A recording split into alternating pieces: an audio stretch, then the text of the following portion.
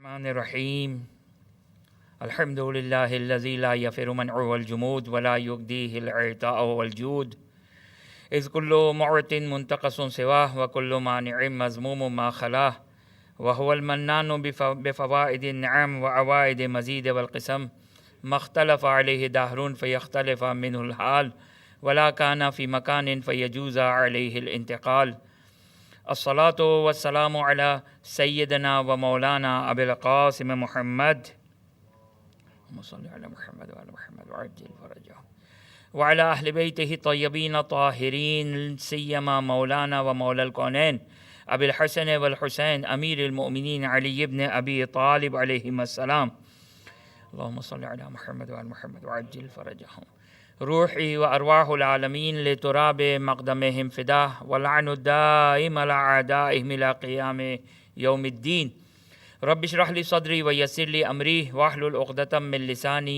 یفقہوا قولی بسم اللہ الرحمن الرحیم اللہم کل ولیک الحجۃ ابن الحسن صلواتک علیہ وعلی آبائہ فی هذه الساعة وفی کل ساعة ولیا وحافظا وقائدا وناصرا ودلیلا وعینا حتى تسكنه أرضك طوعا وتمتعه فيها طويلا اللهم عجل لوليك الفرج واجعلنا من أنصاره وأعوانه وأتباعه وشيعته والمستشهدين بين يديه أما بعد فقد قال الله سبحانه وتعالى في كتابه الكريم أعوذ بالله من الشيطان الرجيم بسم الله الرحمن الرحيم إن الذين يؤذون الله ورسوله لعنهم الله في الدنيا والآخرة السلام علیک یا ابا عبد اللہ وعلی الارواح التي حلت بفنائک علیک منی سلام اللہ ابدا ما بقیت وبقی اللیل والنہار ولا جعلہ اللہ آخر العہد منی لزیارتکم السلام علی الحسین وعلی علی ابن الحسین وعلی اولاد الحسین وعلی اصحاب الحسین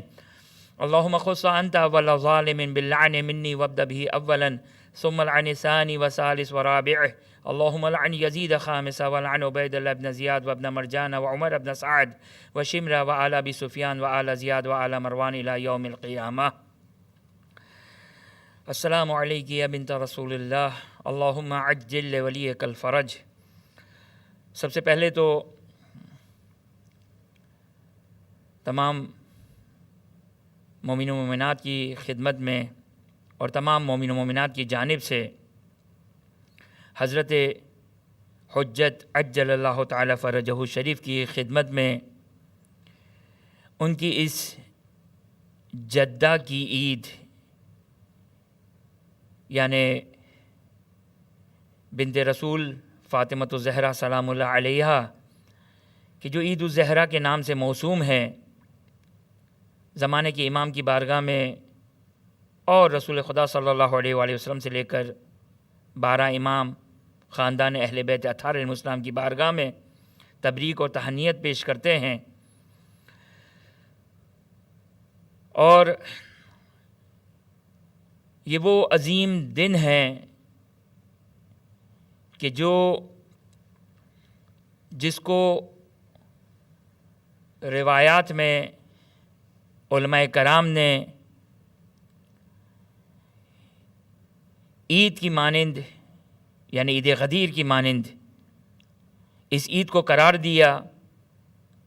بس ایک فرق ہے کہ شاید میں نے کسی ایک جشن میں، اسی 9 ربیع الاول کے جشن میں نے ایک بات کہی تھی، وہ اشتباہ تھی کہ اس روزے کے بارے میں۔ ویسے تو عید الفطر و عید الاضحیٰ کے علاوہ باقی جتنی بھی عیدیں ہیں، چاہے وہ عید مبعث ہو یا عید الغدیر ہو، اس میں روزے کی فضیلت ہے، لیکن شیخ کفہمی اپنی کتاب کفہمی میں بیان فرماتے ہیں کہ یہ روز دعا ہے، روز عبادت ہے، لیکن اس دن روزہ نہیں ہے۔ یعنی شیعوں کے لیے یہ عید دگنی ہو گئی۔ روزہ چونکہ جب شیعوں کو پتہ چلتا ہے کہ روزے کا اتنا ثواب ہے تو وہ بیچارے عید غدیر کے دن روزہ رکھتے ہیں، اب وہ ثواب دیکھتے ہیں، دوسرا خوشی کا دن ہوتا ہے، لیکن بہرحال شیخ کفہمی فرماتے ہیں کہ اس دن روزہ نہیں ہے۔ لیکن آپ کی خدمت میں توجہ کریں کہ یہ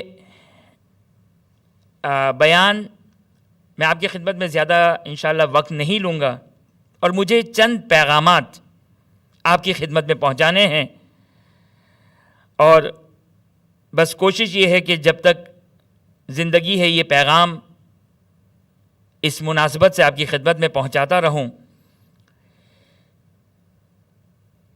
یہ جو 9 ربیع الاول کی جو عید ہے، یہ آج کل کی عید نہیں ہے۔ کوئی یہ تصور نہ کرے کہ یہ 20 سال 25 سال 50 سال 100 سال پرانی عید ہے۔ جی نہیں، یہ عید، اس کا آغاز، اس کی بنیاد کہاں پر، انشاءاللہ اس کی وضاحت آپ کی خدمت میں بیان کروں گا۔ چونکہ 3 خصوصیات بیان کی جاتی ہیں اس 9 ربیع الاول کے سلسلے میں، 3 خصوصیات بیان کی جاتی ہے۔ ایک تو بولنے میں کوئی حرج نہیں ہے، لیکن شرعی لحاظ سے اس کی کوئی ویلیو نہیں ہے، شرعی لحاظ سے اس کی کوئی ویلیو نہیں ہے، اور اس کا نام بھی ایسا نام دیتے ہیں کہ واقعاً روایات اہل بیت اطہار علیہ السلام کے ساتھ یہ نام سازگار بھی نہیں ہے۔ یعنی تاج پوشی، تاج پوشی، توجہ کریں، بعض لوگوں نے چاہا کہ اس تاج پوشی کے عنوان کو کسی طریقے سے صحیح کیا جائے، تو انہوں نے غدیر کی روایات اور مختلف روایات میں تاج کا لفظ لے کر بیان کیا گیا کہ تاج صحیح ہے، اسے انکار نہیں ہے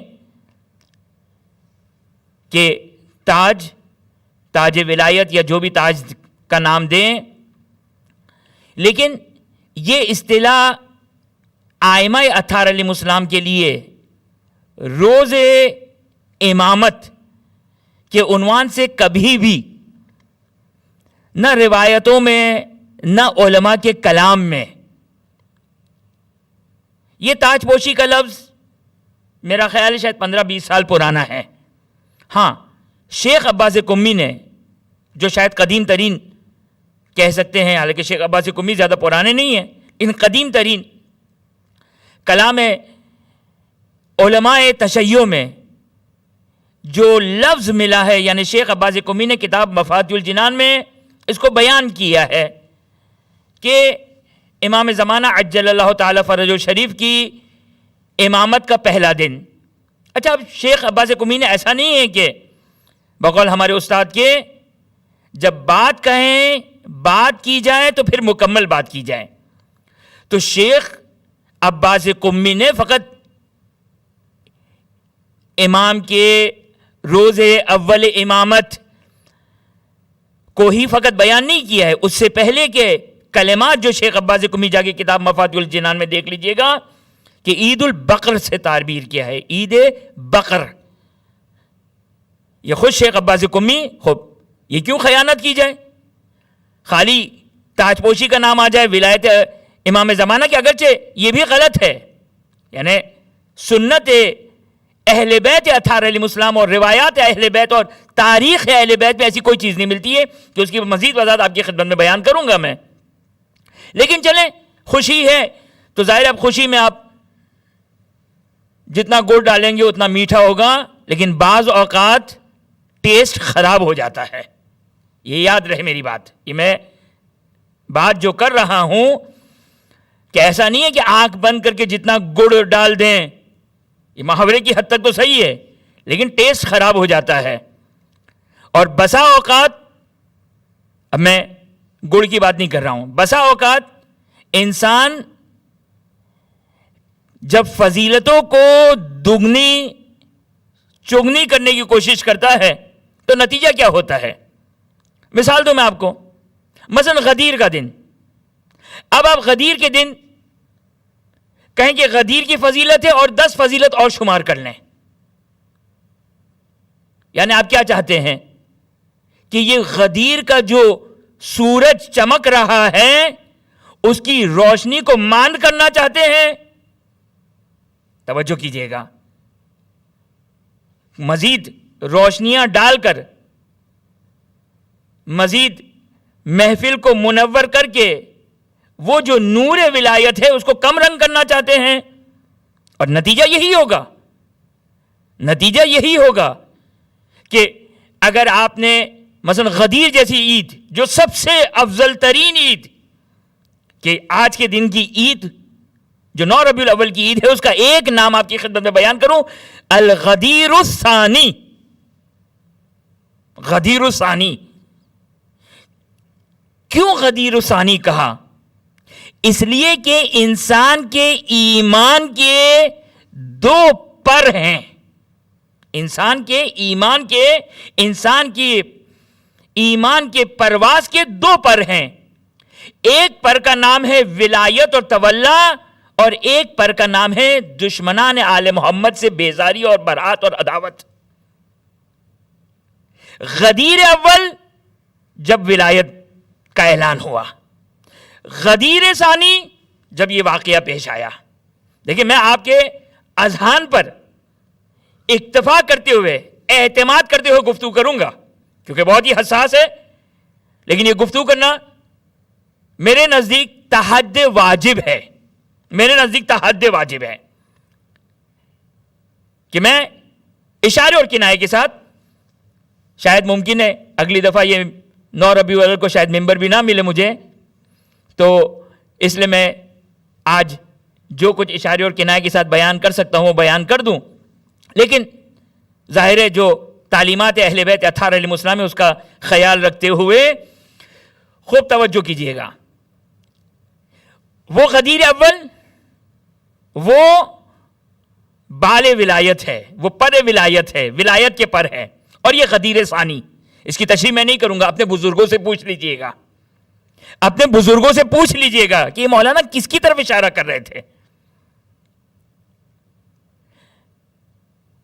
اب مجھ تک تو پیغام نہیں پہنچا سکتے، لیکن اگر بزرگوں کو اگر اس بات کا علم نہیں ہے تو یاد رکھیے گا، تشیع کی بنیادیں متزلزل ہو گئی ہیں اگر بزرگوں کو یہ نہیں معلوم کہ مولانا کس کی طرف اشارہ کرنا چاہ رہے ہیں۔ خیر، آپ لوگوں کے بارے میں، جوانوں کے بارے میں بدگمانی نہیں کرنا چاہتا ہوں، امید ہے کہ آپ لوگ کو بھی سب معلوم ہوگا کہ یہ مولانا دوسری کون سے پر ہیں کہ جس کی طرف اشارہ کرنا چاہتے ہیں، اگرچہ میں نے کچھ صراحت کر دی۔ بس اس کا نام ہے غدیر الثانی، جو 9 ربیع الاول ہے اس کا نام ہے غدیر الثانی۔ یہ تو میں نے روایت میں سے 72 جو کل کے دن یعنی 9 ربیع الاول کا جو دن ہے اس میں سے فقط ایک نام آپ کی خدمت میں بیان کیا ہے، 72 نام ہیں اس دن کے، یعنی 9 ربیع الاول کے 72 نام ہیں۔ امیر المومنین علی بن ابی طالب علیہ السلام کی روایت کے مطابق 72، حذیفہ یمانی اس روایت کو بیان کرتے ہیں، 72 نام ہیں، یعنی اتنا بابرکت دن ہیں۔ مثلا شاید مجھے موقع نہ ملے، دعا کی قبولیت کا دن ہے، شیعوں کے اعمال قبول ہونے کا دن ہے، سیاہ لباس اتارنے کا دن ہے۔ لہذا آپ کی خدمت میں یہ بیان کر رہا تھا کہ یہ جو تاج پوشی ہے، یہ کہیں روایتوں میں ان ایام سے متعلق یہ نہیں ہے۔ سب سے قدیم ترین جو میں نے دیکھا تھوڑا بہت کلام 9 ربیع الاول کے سلسلے میں، شیخ عباس قمی ابھی چند عرصے پہلے ہی ان کی اس دنیا سے کوچ فرمایا ہے انہوں نے، اور بڑی بزرگ ہستی ہے یقینی طور پر، اور انہوں نے بھی تاج پوشی کا نام استعمال نہیں کیا ہے بلکہ منصب ولایت، اور اب امام کی 9 ربیع الاول ولایت کا پہلا دن ہے، امامت کا پہلا دن ہے۔ خوب صحیح ہے۔ اس سے پہلے کسی بزرگ فقہاء علماء کے کلام میں نے نہیں پایا، جو بہت ہی مختصر میرا مطالعہ، لیکن آپ کی خدمت میں عرض کیا کہ شیخ عباس قمی نے اس سے پہلے والی جو یعنی اصل عید کا ذکر شیخ عباس قمی نے پہلے کیا، شیخ عباس قمی نے اصل عید کا تذکرہ پہلے کیا، یہ تو ضمناً انہوں نے بیان کیا، یہ ضمناً بیان کیا۔ اصل عید جس کو کہتے ہیں عید البقر، اچھا عید البقر کیوں کہتے ہیں؟ پانچویں امام محمد باقر علیہ السلام کا لقب ہے باقر۔ باقر یعنی علم کو شگافتہ کرنے والے. یہاں بھی کچھ شگافتے ہوئے تھے, یہاں بھی کچھ چاک کیا گیا تھا. اپنے بزرگوں سے پوچھیے گا وہ کیا تھے, وہ کیا چیز چاک ہوئی ہے, وہ کیا ہوا ہے. خوب, لہذا اس کو شیخ عباس قمی نے کتاب جو عربی مفاتی ہے اس میں لکھا ہے عید البقر. اب تاج پوشی سے تو کوئی تعلق نہیں ہے عید البقر کا. یہ ایک عید کہ جو انتہائی ضمنی عید ہے. ضمنی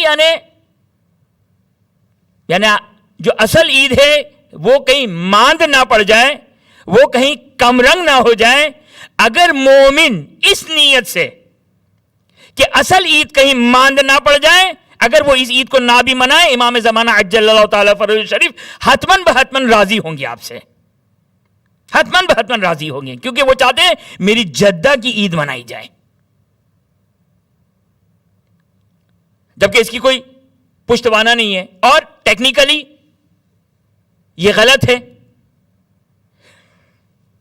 نعوذ باللہ من ذالک, 29 صفر کو امیر المومن کی تاج پوشی کی عید منائی جائے, نعوذ باللہ من ذالک. کیونکہ 29 صفر 28 صفر رسول خدا صلی اللہ علیہ وسلم کی شہادت ہوئی, 29 صفر امیر المومن کی امامت کا پہلا دن ہے. کوئی مومن تصور کر سکتا ہے؟ 11 محرم کو امام سجاد علیہ السلام کی نعوذ باللہ من ذالک تاج پوشی, کیونکہ امامت کا پہلا دن ہے. کوئی مومن تصور کر سکتا ہے؟ ایک جھوٹی سی جھوٹی روایت, ضعیف سے ضعیف روایت اس بارے میں نہیں آئی ہے. اور واقعاً مجھے بڑا تعجب ہوتا ہے, وہ جو کہتے ہیں کہ بھئی عزاداری وہ کرنی چاہیے جو آئمہ نے کی, اس کا جواب دیا ہے ہم نے. تو اب یہ تاج پوشی کے الفاظ وہ کیوں لے کر آ گئے جو آئمہ نے اپنی روایتوں میں ذکر نہیں کیا؟ وہاں تو یاد آتا ہے جب عزاداری کی بات آتی ہے تو عزاداری وہ ہونی چاہیے جو آئمہ کے زمانے میں ہوئی تھی. تاج پوشی کا تو لفظ اصلا علماء تشیع میں کسی نے یہ لفظ استعمال نہیں کیا. اب آج کل کے اگر کسی فقیہ سے استفادہ اگر فقیہ سے کوئی سوال کیا جائے کہ ہم امام زمانہ کی امامت کی عید منائے 9 ربیع الاول کو, فقیہ منع نہیں کرے گا, فقیہ منع نہیں کرے گا. لیکن بہرحال یہ ایک الگ موضوع ہے. پس توجہ کیا آپ نے کہ معقول نہیں ہے کہ ہم 11 محرم کو امام سجاد علیہ السلام کی تاج پوشی کی, نعوذ باللہ من ذالک, اور اسی طرح باقی ائمہ اطہار علیہ السلام. لہذا ٹیکنیکلی غلط ہے. دوسری غلطی, 12ویں امام کی امامت کب شروع ہوئی؟ 9 ربیع الاول کو؟ جی نہیں. جہاں 11ویں امام کی ظاہری طور پر آنکھ بند ہوئی وہاں نقل امامت ہو گیا, امامت منتقل ہو گئی, امامت منتقل ہو گئی اس آن میں. اب وقت تاریخ میں نہیں بیان کیا, مثلا ظہر کا وقت, جس وقت امام حسن عسکری علیہ السلام کی شہادت ہوئی اسی آن امامت منتقل ہو گئی. تو کوئی تصور کر سکتا ہے اس دن جشن منائے؟ نعوذ باللہ من ذالک. لہذا یہ ایک, اب میں چلے یہ لفظ نہیں کہتا ہوں کہ کہیں ایسا تو نہیں ہے کہ عید زہرا کو کم کرنے کے لیے, کہیں ایسا تو نہیں ہے, کیونکہ ہمیں تو ہر جگہ محسوس ہوتا ہے جب ایام محسنیہ آتے ہیں تو اعتراضات آتے ہیں, جب ایام فاطمیہ آتے ہیں تو اعتراضات آتے ہیں. تو اب 9 ربیع الاول تو تشیع سے جدا نہیں کی جا سکتی تھی, تو اب کیا کریں؟ تو کہیں ایسا تو نہیں ہے. لہذا اس کا نہ علماء کے کلام میں, نہ روایات میں, نہ سیرت ائمہ اطہار معصومین علیہ السلام میں اس کا کوئی نام و نشان نہیں ہے. اب آ جائیے دو اور مخصوصی. ایک ہے عمر سعد کا سرانہ, یہ بھی ضعیف روایت ہے. اس سلسلے میں بھی جو تھوڑے بہت کلمات دیکھیں, شیخ مفید علیہ رحمہ, شیخ صدوق علیہ رحمہ اور بزرگان نے تشیع عمر سعد صحیح ہے, یقینی طور پر جہنم واصل ہوا، ہمارے لیے یقینی طور پر اہل بیت اطہار علیہ السلام کے لیے خوشی کا دن ہے. اور روایت ملتی ہے لیکن اہل تحقیق بیان کرتے ہیں وہ ضعیف روایت ہے. لہذا باقی رہ جاتا ہے یہ ایک مسئلہ. کون سا مسئلہ؟ جو 9 ربیع الاول کو جس کو کہتے ہیں عید الزہرا سلام اللہ علیہا، وہ عید کہ روایت کے مطابق ختمی مرتبہ صلی اللہ علیہ وآلہ وسلم، لوگ کہتے ہیں یہ عید کہاں سے آ گئی؟ جانتے ہیں اس عید کا آغاز کب سے ہوا؟ اس عید کا آغاز رسول خدا صلی اللہ علیہ وآلہ وسلم کی زندگی میں رسول خدا نے عید منائی ہی ہے. اسحاق بن یعقوب کی روایت کے سلسلے میں تھوڑی سی گفتگو کروں گا آپ کی خدمت میں. خود رسول خدا صلی اللہ علیہ وآلہ وسلم اپنی زندگی میں، جب حذیفہ یمانی کہتے ہیں کہ جب میں امیر المومنین سلام اللہ علیہ کے گھر گیا تو حسن حسین علیہ السلام بیٹھے ہوئے رسول صلی اللہ علیہ وآلہ وسلم کی خدمت میں، اور آپ صلی اللہ علیہ وآلہ حسن و حسین علیہ السلام کو کھلاتے جا رہے ہیں، ان کے ساتھ ہنسی مذاق کرتے جا رہے ہیں اور ان کو دعا دیتے جا رہے ہیں، اور کہہ رہے ہیں کہ بچوں آج وہ دن ہے کہ جس دن خدا کا دشمن مرا، اہل بیت کا دشمن مرا، اور تمہاری ماں کی دعا قبول ہوئی. اب اس سے زیادہ میں کوئی آگے نہیں بڑھوں گا، گھبرائے نہیں، اس سے زیادہ نہیں، پڑ جل جائیں گے میرے، اس سے زیادہ میں آگے نہیں بڑھوں گا. صرف یہ اشارتاً آپ کی خدمت میں بیان کر دیا. اس حد تک کوئی بیان کرنے میں کوئی مذائقہ نہیں اور بیان ہونا چاہیے. خوب ملاحظہ فرمایا آپ نے کہ یہ رسول اس زمانے میں عید منا رہے ہیں. اچھا، اب یہ عید کا ماحول کب سے ہے؟ کب سے عید منائی جا رہی ہے؟ علامہ مجلسی کا انتقال ہوا 1110 ہجری میں. کتنے سو سال ہو گئے؟ تقریباً 400 سال سے زیادہ، 430 سال، تقریباً 430 سال. علامہ مجلسی 430 ایئرز اپروکسیمیٹلی، 400 ایئرز، 40 سال کی بات نہیں کر رہا ہوں، 40 ایئرز نہیں کہہ رہا ہوں، 400 ایئرز. علامہ مجلسی کہتے ہیں کہ یہ شیعوں کے درمیان ایک مسلم مخصوص ہے اسی عید سے کہ جو عام مومنین کے ذہنوں میں ہیں، یعنی عید الزہرا. اچھا، اب یہ بھی مجھے نہیں معلوم یہ شجاع کس کو کہتے ہیں؟ عید الشجاع بھی کہتے ہیں نا، یہ شجاع کس کو کہتے ہیں؟ آیا حضرت مختار رضوان اللہ علیہ یا نہیں؟ میں اس مظلوم کا نام بھی نہیں لے سکتا ہوں جس نے اس عظیم خدمت کو انجام دیا. میں نام نہیں لے رہا ہوں اس کا، وہ بھی پوچھ لیجیے گا اپنے بزرگوں سے کہ اس عظیم خدمت کو کس نے انجام دیا. یہ عید الشجاع پھر وہی والی بات ہے کہ حضرت مختار کی طرف اگر ہم نے موڑنے کی کوشش کی تو اصل عید کم رنگ ہو جائے گی. لہذا عید الشجاع وہی شجاع ہے جس نے امیر المومنین کو خوشحال کیا، ختمی مرتبہ صلی اللہ علیہ وآلہ وسلم کو خوشحال کیا، اور سب سے بڑھ کر بنت رسول نے جو بددعا دی تھی اس شخص کو، اس بددعا کو عملی جامہ پہچان پہنایا اسی شخص نے کہ جس کے بارے میں بزرگان مرزا جواد تبریزی، شیخ وحید خراسانی،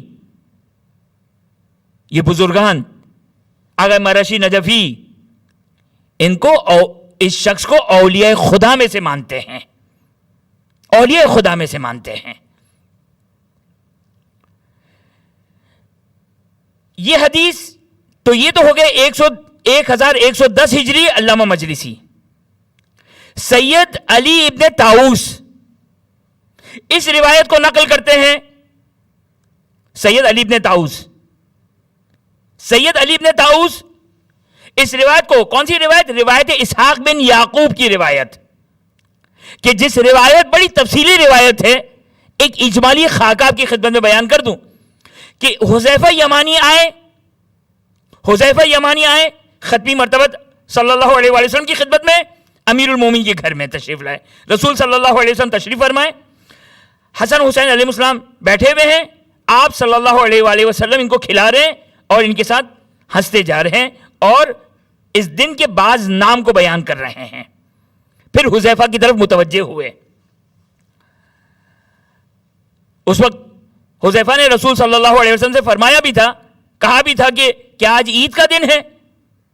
کہا کہ آج وہ دن ہے کہ جب اللہ کا دشمن مارا جائے گا، اہل بیت کا دشمن مارا جائے گا، آج میری بیٹی کی دعا پوری ہوگی۔ اور اس کے بعد رسول فرماتے ہیں کہ جب یہ بیان کیا کہ کیا ہوگا تو اس میں ذکر ہوا اہل بیت کا۔ اب میں اس روایت کو مصلحتاً بھی نہیں پڑھنا چاہ رہا ہوں، وقت کی قلت کی وجہ سے بھی نہیں پڑھنا چاہ رہا ہوں، کچھ مظالم کا تذکرہ کیا تو حذیفہ نے تعجب سے سوال کیا کہ کیا آپ کی امت، اب چونکہ حذیفہ تو توقع نہیں کر سکتے تھے کہ امت رسول صلی اللہ علیہ وسلم آل محمد کے ساتھ کیا سلوک کرے گی، لہذا تعجب سے کہا کہ کیا آپ کی امت یہ سب ستم؟ کہا کہ ہاں۔ تو کہا کہ آپ خدا سے دعا کیجئے، تو کہا کہ نہیں، میں خدا کے قضاء و قدر میں دخالت نہیں دینا چاہتا ہوں۔ اب یہی وہ مقام ہے محمد و آل محمد علیہ السلام کا کہ جو سر تسلیم ہے خدا کے امر کے سامنے، یہی وہ مقام ہے جو محمد و آل محمد کا وہ عظیم مقام کہ حکم خدا کے سامنے سر تسلیم خم ہے، یعنی سارے مصائب۔ پھر رسول فرماتے ہیں لیکن میں نے یہ تو خدا سے دعا نہیں کی کہ ان مظالم کو ہٹا دیا جائے، ان مظالم کو ختم کر دیا جائے، تقدیر میں سے ان مظالم کو حذف کر دیا جائے، میں نے خدا سے یہ مطالبہ نہیں کیا، لیکن میں خدا سے ایک مطالبہ کیا۔ توجہ کیجئے گا، عجیب مطالبہ ہے، یہ عجیب مطالبہ ہے۔ مطالبہ کیا کیا؟ مطالبہ کیا میں نے رسول فرماتے صلی اللہ علیہ وآلہ کہ میں نے خداوند متعال سے ایک مطالبہ کیا۔ کیا مطالبہ کیا؟ کہ خدایا اس دن کو، تاج پوشی کی والے دن نہیں، عمر سعد والا دن نہیں، اب جو باقی رہ گیا، اس دن کو خدایا 365 دن میں سب سے افضل ترین دن قرار دینا۔ بظاہر تو یہاں تو عید غدیر سے زیادہ وزن بڑھتا جا رہا ہے، سب سے افضل ترین اور محترم دن خدایا تو اس دن کو قرار دینا۔ خدا کی طرف سے وحی ہے، یا رسول اللہ، اے میرے حبیب، اب جو بھی الفاظ تھے میں اپنے علم سے جانتا ہوں کہ کیا ہونے والا ہے۔ میں نے اس دن کو آسمانوں کے ملائکہ، 7 آسمان کے ملائکہ، ان کے درمیان میں نے یہ حکم دے دیا کہ اس دن کو، 9 ربیع الاول کا دن، اس دن کو تمہارے لیے، تمہارے اہل بیت علیہ الصلوۃ والسلام کے لیے اور تمہارے شیعوں کے لیے عید کا دن قرار دے۔ کس کو کہہ رہے خدا؟ 7 آسمانوں کے ملائکہ سے خدا مخاطب ہو رہا ہے کہ تم اس دن کو، یعنی اب جشن مناؤ، یا جو بھی اب تعبیر جو ہے وہ یہی ہے۔ اب اس سے مراد کیا ہے کہ خدا 7 آسمانوں کے ملائکہ سے کہہ رہا ہے کہ اے میرے ملائکہ، اس دن کو میرے حبیب کے لیے، ان کی آل کے لیے اور ان کے شیعوں کے لیے۔ یہاں پہ آپ کی خدمت میں ایک بات عرض کر دوں کہ یہ عید، یہ روایت بتا رہی کہ عید ہر شخص کے لیے نہیں ہے، جو اس عید کو یہ عید بنائے گا اس کے لیے یہ عید ہے۔ نہیں پتا میں اپنے منظور پہنچا سکا یا نہیں پہنچا سکا۔ ہر شخص کے لیے عید نہیں ہے، جو اس کو نہ کہ تاج پوشی کے عنوان سے، نہ کہ عمر سعد کے مرنے کے عنوان سے، جو اس دن کو اس عید کے عنوان سے عید منائے گا، خدا ملائکہ کو امر کر رہا ہے کہ اس کے لیے عید قرار دو۔ اس سے بڑھ کر لفظ جو روایت میں آیا وہ آپ کی خدمت میں بیان کروں گا۔ اور اس کے بعد میں نے ملائکہ سے یہ کہا میری کرسی کو بیت المعمور کے سامنے لگایا جائے، یعنی اپنی عظمت کو بیان کی جا رہی ہے، نہ کہ نعوذ باللہ من ذالک خدا کرسی پر بیٹھے گا۔ اور آج کے دن شیعہ نے اہل بیت اطہار علیہ السلام کے لیے 7 آسمان کے ملائکہ مل کر استغفار کی تسبیح پڑھ رہے ہیں. کس کے لیے ہے یہ؟ خب اس میں تو اگرچہ نہیں آیا، لیکن یہ پچھلا لفظ، پچھلا جملہ اور اس کے بعد والا جملہ یہ بتا رہا ہے کہ یہ ہر شخص کے لیے نہیں ہے، ان لوگوں کے لیے ہے کہ جو اس دن کو عید منا رہے ہیں. تاج پوشی والی عید نہیں، عمر سعد والی عید نہیں. صحیح منائے، تھوڑا سا وہ گڑ بھی ڈال دیں، بس اب تھوڑا سا ڈال دیں گڑ. ہوتا ہے لوگوں کو بھائی 2 4 5 مناسبتیں جمع ہو جائیں، اور جب ہم جیسے خطیب ہوتے ہیں تو وہ زیادہ پسند کرتے ہیں کہ باتوں کو جو ہے وہ زیادہ اسٹرانگ بنانے کے لیے 2 4 5 مناسبتیں زبردستی کی ڈال کر جو کہ اس دن کی اہمیت کو بیان کیا جائے. نہیں، میں نے کہا کہ ایسا نہ ہو کہ یہ کم رنگ ہو جائے جو اصل عید ہے اس سے. لیکن بہرحال جو اس کو اس عنوان سے عید منائے، فرشتے استغفار کرے. اس کے بعد خدا یہ کہتا ہے اپنے حبیب سے، کیا کہتا ہے کہ میری عزت اور میری جلال کی قسم، میری عزت اور میری جلال کی قسم، میں اس سے محبت کروں گا. کس کو چاہیے خدا کی رضا؟ کس کو چاہیے خدا کی خوشنودی؟ کس کو چاہیے خدا کی رضوان اور خدا کا قرب؟ ظاہر ہے جس کو خدا کا رضوان نہیں ملے، خدا کی رضا نہ ملے، خدا کا قرب نہ ملے، تو اپوزٹ کیا ہوگا خود سمجھ لیجئے. خدا کہتے میری عزت و جلال کی قسم، میرے نزدیک وہ شخص محبوب ہے کہ جو اس دن کو میرے لیے اور اہل بیت اطہار علیہ السلام کے لیے عید کا دن منائے. پھر آپ کی خدمت میں عرض کر دوں، یہ عید عمر سعد کی عید نہیں ہے، جہنم واصل ہونے کی عید نہیں ہے، تاج پوشی کی عید نہیں ہے. یہ عید ان 2 مناسبتوں کی نہیں. خدا کہہ رہا ہے وہ شخص میرے نزدیک محبوب ہے جو اس دن کو عید منائے گا. جو عید نہیں مناتا ہے اس کی کوئی محبوبیت نہیں خدا سے، خدا اس کو نہیں پسند کرتا ہے. چونکہ محبوب کا اپوزٹ کیا ہوگا؟ ناراضگی خدا کی. آپشن تو نہیں ہے، خدا کی محبوبیت نہیں ہے. خدا کے نزدیک وہ محبوب نہیں جو اس دن عید نہ منائے. اور کس عنوان سے عید ہے؟ خود بخود خدا کہہ رہا ہے کہ جو اس کو واضح ہے کہ اس عنوان سے عید نہ منائے، اس عنوان سے عید نہ منائے، اس عنوان سے عید نہ منائے. خدا کہتا ہے کہ میں میرے نزدیک میری عزت و میرے جلال کی قسم وہ شخص محبوب ہے جو اس کو محمد و آل محمد کی عید مناتا ہے. بات واضح ہو گئی. بہرحال یہ تو خدا اور رسول کا مکالمہ تھا جو رسول خدا نے حذیفہ یمانی کو بیان کیا. اس کے بعد یہ تفصیلی روایت ہے جو حذف کرتے ہوئے اس کے بعد جب یہ واقعہ جس سن میں یہ واقعہ 9 ربیع الاول کو پیش آیا، اس کے بعد امیر المومنین کی خدمت میں حذیفہ یمانی جاتے ہیں، اور حذیفہ یمانی جب پہنچے تو امیر المومنین نے یاد دلایا، یاد ہے حذیفہ تم جب رسول کی حیات میں 9 ربیع الاول کو آئے تھے تو وہ اسی دن کے عید کے بارے میں تھا کہ جب وہ جہنم واصل ہوا. اب رسول امیر المومنین نے فرمایا کہ اس کے 72 نام ہیں. ظاہر وقت میں گنجائش نہیں کہ میں 72 نام آپ کی خدمت بیان کروں. ایک تو بیان کر دیا، غدیر ثانی. ٹائم تقریباً میرا ختم ہو گیا، صرف 5 سے 6 منٹ انشاءاللہ توجہ کیجئے گا. یہ روایت کس نے بیان کی؟ سید علی ابن طاؤس 606 ہجری.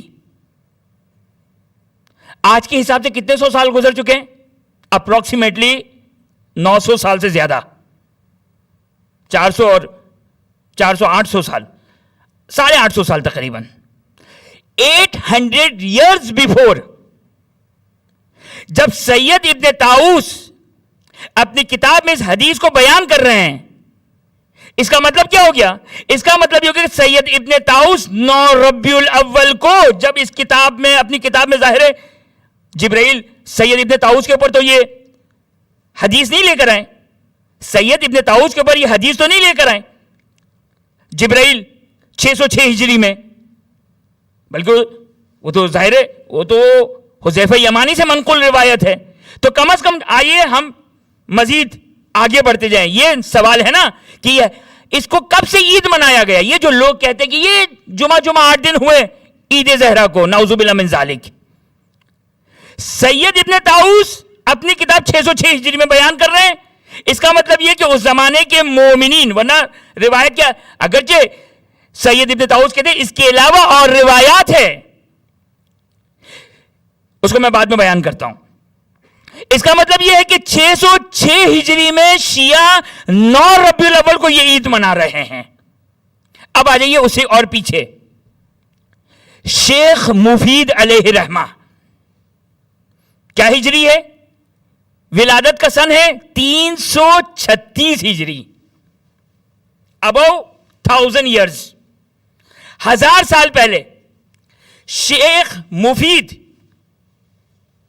مفید بیان کرتے ہیں کہ 9 ربیع الاول کا دن یہ وہ عظیم ترین دن ہے، شیعوں کی عید ہے کہ جس عید کو ختمی مرتبہ صلی اللہ علیہ وآلہ وسلم نے عید کا دن قرار دیا. اس کا مطلب کیا ہوا؟ 336 ہجری 336 ہجری یعنی 329 ہجری میں غیبت صغرا ختم ہوئی ہے. شیخ مفید کی ولادت ہوئی ہے 336 ہجری. اب انہوں نے جب بھی یہ کتاب لکھی 350 ہجری 360 ہجری، تو اپروکسیمیٹلی 1100 ایئرز پہلے شیخ مفید یہ فرما رہے ہیں کہ یہ 9 ربیع الاول کا دن، کوئی عمر سعد کا ذکر نہیں ہے، کوئی تاج پوشی کا ذکر نہیں ہے. شیخ مفید علیہ رحمہ کہتے کہ 9 ربیع الاول وہ عظیم ترین دن جس کو نبی اکرم نے عید کا دن قرار دیا ہے. کون سے دن کو عید قرار دیا نبی اکرم نے صلی اللہ علیہ وآلہ؟ یہی حذیفہ یمانی والی روایت. اور فقط یہ روایت نہیں ہے، علامہ مجلسی کہتے ہیں کہ ظاہراً شیخ سید ابن طاؤس کی کتاب سے پتہ چلتا ہے. دیکھیں مسئلہ سارا یہ ہے کہ بہت ساری کتابیں ہماری ضائع ہو گئی ہے، بہت ساری احادیث کی کتابیں ادھر ادھر ہو گئی ہے، گم ہو گئی ہے. اب اگر قدیم علماء سے علامہ مجلسی یہ کہتے ہیں یا کہ شیخ صدوق یہ کہتے ہیں کہ اس مفہوم کی روایت کہ 9 ربیع الاول عید البقر ہے، جہنم واصل ہونے کا دن ہے، علامہ مجلسی فرماتے کہ شیخ صدوق فرماتے کہ چھٹے امام سے. یہ حدیث کس سے؟ اسحاق بن یعقوب والی روایت. اسحاق بن یعقوب کی روایت 10ویں امام سے ہے، امام ہادی علیہ السلام سے روایت ہے 10ویں امام سے. شیخ صدوق فرماتے اس کے علاوہ اور روایات ہیں کہ جو چھٹے امام سے روایت ہے وہ ہم تک نہیں پہنچی ہے. شیخ صدوق کا زمانہ 306 ہجری یا 303 ہجری 306 ہجری 303 ہجری یا 306 ہجری جو بھی ہے، یعنی غیبت صغرا کا زمانہ شیخ صدوق کا. وہ بھی ان روایتوں کو بیان کر رہے ہیں. تو اب اس سے قدیم اور کیا سنت چاہیے؟ اس سے زیادہ قدیم اور کیا دلیل چاہیے؟ اور کیا توقع کرتے ہیں کہ کیا شیخ صدوق کا زمانہ، شیخ مفید کا زمانہ، وہ علماء اعظام رحمت اللہ علیہم اجمعین کا زمانہ، کیا توقع کی جا سکتی کہ اس طرح عید مناتے وہ لوگ جو آج آزادی ہے؟ اتنے تقیہ ہونے کے باوجود کوئی آ کر نا کہ شیخ مفید نے اس کی تاریخ لکھی ہے 26 ذی الحج، وہ ایک الگ بحث ہے. یہ جو کہا جاتا ہے 26 ذی الحج، خب اولاً تو ان تمام ٹھوس دلیلوں کے مقابلے میں غیروں کا اجماع کہ وہ شخص 26 ذی الحج کو گیا تھا اس دنیا سے. 26 ذی الحج، خب ان کا اجماع ہو تو ہو، مگر کیا؟ یعنی آپ یہ دیکھیں، کوئی آ کر کہ بھائی اتنا بڑا فرق کیسے آ سکتا ہے کہ ہم کہتے ہیں 9 ربیع الاول جبکہ کوئی کہے 26 ذی الحج. اور ابن ادریس ہلی کا بھی یہاں پہ ایک جملہ آپ کی خدمت بیان کر دوں. ابن ادریس ہلی کے جن کا زمانہ 536 ہجری کا ہے، یعنی اپروکسیمیٹلی 900 ایئرز بیفور. ابن ادریس ہلی کہتے ہیں شیعوں کے درمیان اس دن کو کسی شخص کے جہنم واصل ہونے کی عید منائی جاتی ہے. یعنی ابن ادریس اس بات کا اعتراف کر رہے ہیں 900 ایئرز بیفور. اگرچہ ابن ادریس نے ایک اشتباہ کیا رحمت اللہ علیہ، غیر معصوم تو ہے، لیکن آپ سب کے کلام میں دیکھ لیں کہیں تاج پوشی کا تذکرہ نہیں ہے، کہیں عمر سعد کے جہنم واس ہونے کا تذکرہ نہیں ہے. 9 ربیع الاول کا عید کا دن یہ ایک بحث رہی ہے. شیخ مفید کا جملہ آپ کی خدمت میں بیان کیا. شیخ صدوق کے حوالے سے نقل کر رہے ہیں علامہ مجلسی. اگرچہ شیخ مفید کی کتاب کے بارے میں جنہوں نے نقل کیا وہ سید شیخ نوری علیہ الرحمہ نے بیان کیا ہے. شیخ نوری نے شیخ مفید کی کتاب سے بیان کیا ہے. تو یہ 9 ربیع الاول مخصوص ہے عید کے دن کے ساتھ. عمر سعد کا کہیں تذکرہ نہیں ہے, تاج پوشی کا کہیں تذکرہ نہیں ہے. صحیح, آپ گول ڈالنا چاہے آپ کی مرضی, لیکن جو اصل عید ہے, اور آپ کی خدمت میں ایک بیان کروں قانون, اب وقت ختم ہو چکا ہے, ہمارے پاس حدیث من بلغ ہے. اب اس کی سند میں گفتگو کی جاتی ہے, اگرچہ اس پورے جو آپ کی خدمت میں خاکہ بیان کیا کہ شیخ صدوق کا زمانہ ہو, شیخ مفید کا زمانہ ہو, علامہ مجلسی بیان کرتے ہیں کہ تشیع کی یہ عید رہی ہے ہمیشہ سے. ایک ضعیف روایت کے اوپر اس طرح عید نہیں منائی جاتی ہے, ایک ضعیف روایت کی بنا پر. یعنی اگر مثال کے طور پر اگر آج مجھے کوئی بدعت نعوذ باللہ من ذالک ایجاد کرنا ہو تو اس کے لیے ٹائم چاہیے, وقت چاہیے. اور وہ فقہا مجتہدین عوام کے درمیان تو بدعت ایجاد ہو سکتی ہے, علماء اور فقہا کے درمیان بدعت ایجاد نہیں ہو سکتی ہے. یہاں پر صاحب جواہر شیخ مرتضی انصاری, آغا خمینی, آغا خوئی, صاحب عروۃ الوثقی سید کاظم طباطبائی 9 ربیع الاول کے غسل کو مستحب قرار دیا. حدیث من بلغ کی وجہ سے بعض علماء قدیم مستحب, بعض علماء اسباب رجا. کیا ہے یہ 9 ربیع الاول کو, یہ کیا 9 ربیع الاول کو غسل؟ کیونکہ وہ روایت جو اسحاق بن یعقوب نے بیان کی, وہ اسحاق بن یعقوب کہ جب شیعہ اسحاق بن یعقوب, چونکہ اسحاق بن یعقوب جلیل القدر ہستی تھے, 11ویں امام کے خاص صحابی تھے اسحاق بن یعقوب, 12ویں امام سے ملاقات کیے ہوئے تھے, شرف حاصل کیا ہوا تھا اسحاق بن یعقوب, وہ جلیل القدر کہ جب شیعہ ان سے ملاقات کے لیے گئے 9 ربیع الاول کے دن تو اسحاق بن یعقوب غسل خانے سے نکلے تو پوچھا کہ آج کون سا غسل ہے, آج کون سی عید ہے. اسی لیے فقہا کہتے ہیں کہ مستحب ہے یا اسباب قربت یا اسباب رجا کہ اس دن غسل کیا جائے, 9 ربیع الاول کا غسل. کہ صاحب جواہر نے غسل کا استحباب غسل کا فتویٰ دیا, یہ شیخ انصاری نے غسل 9 ربیع الاول کا تذکرہ کیا. اور تمام باتوں کا خلاصہ, جس کو عید منانی ہے عید منائے, جس کو عید نہیں منانی نہ منائے, جس کو تاج پوشی کی منانی ہے تاج پوشی کی منائے, جس کو عمر سعد کی منانی ہے عمر سعد کی منائے. لیکن روایت ہمارے پاس اسحاق بن یعقوب کی یہ ہے, اور ہمارے پاس ایک روایات صحیح سند تواتر کے ساتھ روایات ہے. اگر تواتر نہیں تو مستفیضہ روایت ہے. کیا ہے؟ حدیث من بلغ. کیا ہے حدیث من بلغ؟ حدیث من بلغ ختمی مرتبہ حضرت محمد مصطفیٰ صلی اللہ علیہ وآلہ وسلم کی روایت ہے. توجہ کیجئے گا, کیا فرماتے ہیں رسول فرماتے ہیں, دیکھیں اس روایت میں ثواب بیان کیے گئے, اس روایت میں ثواب بیان کیے گئے. مثلا ایک ثواب کیا ہے کہ جو شخص اس دن مومنین کے درمیان انفاق کرتا ہے,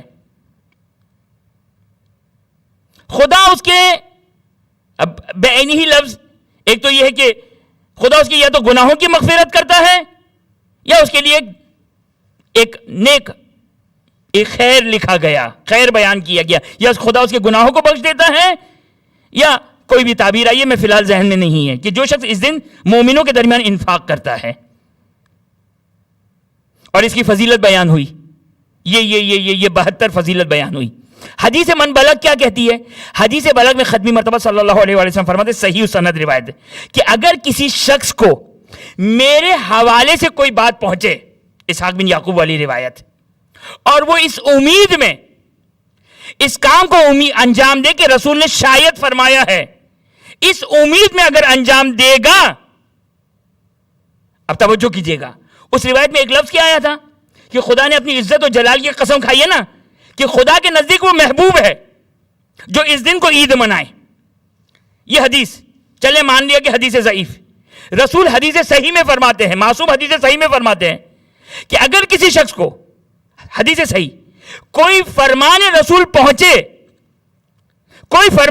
پہنچے اور وہ اس امید میں کہ شاید رسول نے فرمایا میں اس کو انجام دے رہا ہوں، تو خداوند متعال اس کو وہی اجر عطا کرے گا جو روایت میں بیان ہوا ہے. یعنی ضعیف روایت میں، جو ضعیف روایت میں بیان ہوا لیکن محبت ختمی مرتبہ صلی اللہ علیہ وسلم میں اگر اس کو عمل کرتا ہے اس کو وہی اجر ملے گا جو ضعیف روایت میں بیان ہوا ہے. یہ صحیح روایت کو بیان کر رہا ہوں میں آپ کی خدمت میں. صحیح روایت ہے، یہ صحیح روایت ہے. بس اس سے زیادہ فقیہ اور کیا چاہیے؟ فقیہ اور مجتہد کو اور کیا چاہیے؟ فقیہ اور مجتہد فتویٰ دینے کے لیے کافی ہے. یعنی فقیہ فتویٰ دے گا اس کی بنا پر، کیا فتویٰ دے گا؟ فقیہ اس کی بنا پر فتویٰ دے گا، کیا فتویٰ دے گا؟ کہ جو 9 ربیع الاول کو اس عنوان سے، عمر سعد والی نیت نہیں، اس عنوان سے اگر عید منائے گا تو جو اجر بیان کیا گیا اس امید میں انجام دے گا اس کو وہ اجر خدا عطا کرے گا. یہ اتنی اہم عید ہے کہ اس کے 72 نام انسان اگر وہ پڑھے تو واقعاً کبھی توفیق نہیں ملتی ہے وہ 72 نام کبھی پڑھے جائیں. لیکن بہرحال کوئی بات نہیں، اس امید میں کہ وہ 72 نام جو بیان ہوئے اس امید میں انشاءاللہ ہم عید منائیں. خدا کی بارگاہ میں دعا گو ہیں کہ خداوندہ بحق محمد و آل محمد، بحق فاطمہ و ابیہا و بعلہا و بنیہا، خدایا تیری اس عظیم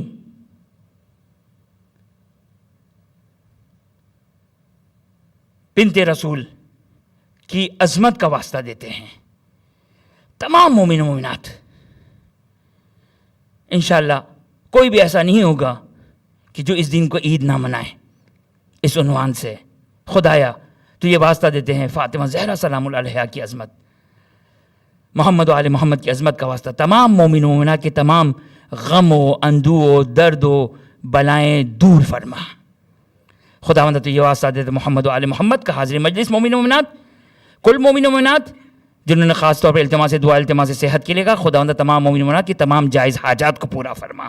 خدایا تو یہ واسطہ دیتے محمد و آل محمد کی عظمت کا واسطہ جو مومن و مومنات پریشان حال ہیں، روزی رزق کی مشکلات میں گرفتار، بچوں کی تعلیم، بچوں کی شادی، گھریلو مسائل، مختلف بلاؤں میں، مصیبتوں میں گھرے ہوئے، خداوندہ تجھے اس مسرور اور تیرے نزدیک سب سے محبوب دن روایت کے مطابق کا واسطہ دیتے ہیں. خداوندہ تمام مومن و مومنات کی تمام بلائیں مشکلات کو دور فرما. خداوندہ جو مومن و مومنات بیمار ہیں، بالخصوص جنہوں نے التماس دعا، التماس صحت کے لیے کہا، ہمارے دوست، ہمارے عزیز بیمار ہیں، اور جو مومن و مومنات بیمار ہیں تجھے خدایا اس دن کی حرمت کا واسطہ دیتے ہیں. خداوندہ تمام مومن و مومنات کو صحت عاجل اور کامل عطا فرما. جو مومن و مومنات پریشان حال ان کی پریشانی کو دور فرما. جو مومن و مومنات حج و زیارات کے مشتاق ہیں ان کو حج و زیارت سے مشرف فرما. خداوندہ ہم سب کی ایک ہی تمنا ہے، ایک ہی دعا ہے، آج کے اس محترم دن کا واسطہ دیتے ہیں. خداوندہ تو یہ واسطہ دیتے محمد و آل محمد کا، اپنی آخری حجت امام عصر و زمان کے ظہور میں تعجیل فرما. ہمیں ان کے آوان و انصار میں قرار فرما. ہمیں ایسا بنا دے کہ وہ ہم سے راضی و خوشنود ہو جائے. آج کی اس مناسبت سے 3 مرتبہ محمد و آل محمد پر درود پڑھتے ہوئے محفل سے برخاست ہوتے ہیں.